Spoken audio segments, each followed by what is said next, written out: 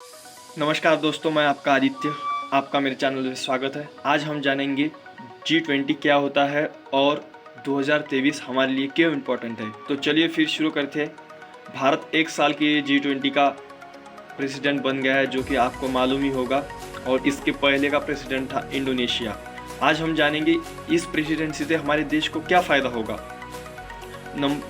और इस वीडियो को ज़्यादा से ज़्यादा लोगों तक शेयर करें ताकि हमारे देश की प्रगति को जाना जा सके। G20, तो चलिए शुरू करते हैं। G20 क्या होता है?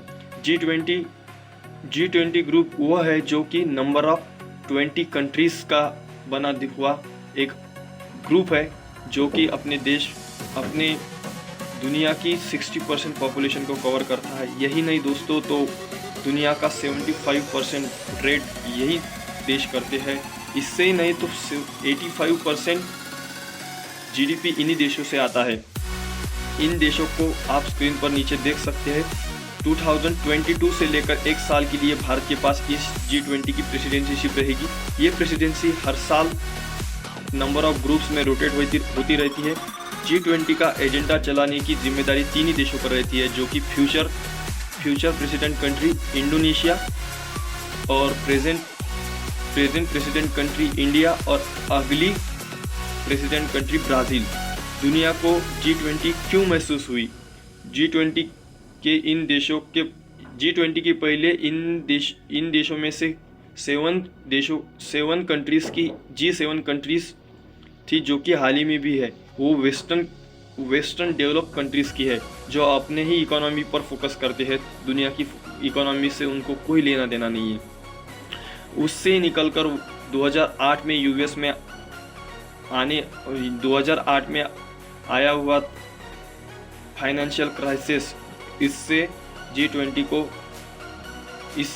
पर फोकस हुआ और इसका उद्भव 1999 में हुआ था। और इससे ही उभर कर हमारा देश आज सारी दुनिया में अपना झंडा गाड़कर चल रहा है। यही नहीं तो हमारे फॉरेन मिनिस्टर जयशंकर सर ने एक स्टेटमेंट में कहा था कि साउथ ग्लोबल में हमारा देश लीडर बनकर उभर रहा है, जो कि हमारे देश के लिए गर्व की बात है। अब जानेंगे G20 का इम्पोर्टेंस क्या है और 2023 का इम्पोर्टेंस क्या है।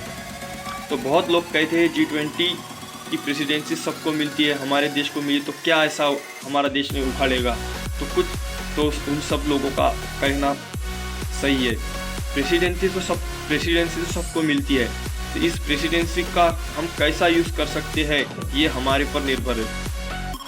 तो इसका यूज़ हम अच्छी तरीके से कर सकते हैं, जैसे कि उदाहरण के तौर पर हम जान सकते हैं फीफा वर्ल्ड कप 2022, जो कि कतर में ऑर्गेनाइज हुआ था। इस वर्ल्ड कप के लिए कतर ने अपने देश में काफ़ी इंफ्रास्ट्रक्चर को बढ़ाया था, काफ़ी पैसों की इन्वेस्टमेंट की थी। इससे कतर को क्या फ़ायदा होने वाला था? घंटा फ़ायदा होने वाला था। इससे तो पूरा कतर लॉस में गया। पर इतनी बड़ी इन्वेस्टमेंट कतर ने की क्यों? इसका सबसे बड़ा रीज़न है दोस्तों, अपने देश की पहचान, जो कि कतर में इस वर्ल्ड कप के बहाने सारी दुनिया के लोग फिरने और इस देश की सैर करने आएंगे। और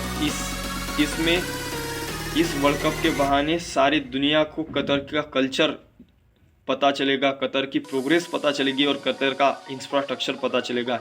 इससे ही उनके देश की पहचान बढ़ेगी। यही कारण है, यही बड़ा चांस है जो कि G20 प्रेसिडेंसी से हमारे देश को मिला है। हम भी पूरे दुनिया को अपने देश की प्रगति को बता सकते हैं और G20 के बहाने ही हमारे देश को हम ग्लोबल लेवल पर ले जा सकते हैं। तो इस बहाने से हमारे देश में अच्छा इंफ्रास्ट्रक्चर डेवलप होगा, हमारे देश का जीडीपी का स्तर बढ़ेगा, तो हमारे देश की पहचान सारी दुनिया को होगी। भारत के 2021 में कोरोना के लगने वाले बहुत बड़े धक्के को पूरी दुनिया ने देखा। सारे लोग भारत को कहते हैं कि देश प्रगति नहीं कर सकता, या इस देश की पॉपुलेशन बहुत बड़ी है, यह वैसा है, अलाना फलाना। तो हम इस G20 प्रेसिडेंसी से पूरी दुनिया को अपने इंफ्रास्ट्रक्चर से पूरी दुनिया को बता सकते हैं। अब हम आगे बढ़ रहे हैं, जैसे कि ग्रीन एनर्जी में हमारा देश बहुत ही प्रोग्रेस कर रहा है और बहुत ही काफ़ी भारी मात्रा में प्रोग्रेस कर ली है।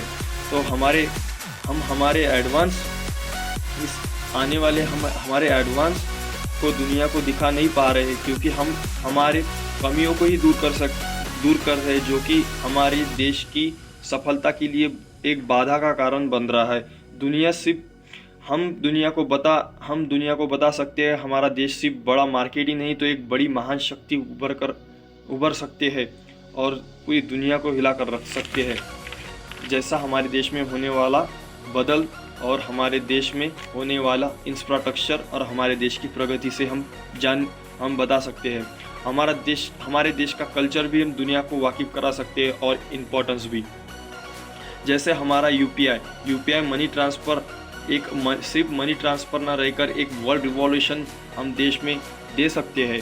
उसके लिए हमारे सारे राज्यों को मिलकर एक यूनाइटेड इंडिया को मिलाकर सारे दुनिया के सामने पेश करना होगा। उदयपुर में होने वाली G20 की पहली मीटिंग में आए ग्रुप ऑफ मेंबर ने इस यूपीआई को जाना, उस पर जाना ही नहीं तो सिर्फ उस पर एक्सपीरियंस भी किया और मनी ट्रांसफ़र किया। इस डिजिटल मनी ट्रांसफ़र से हम हमारे देश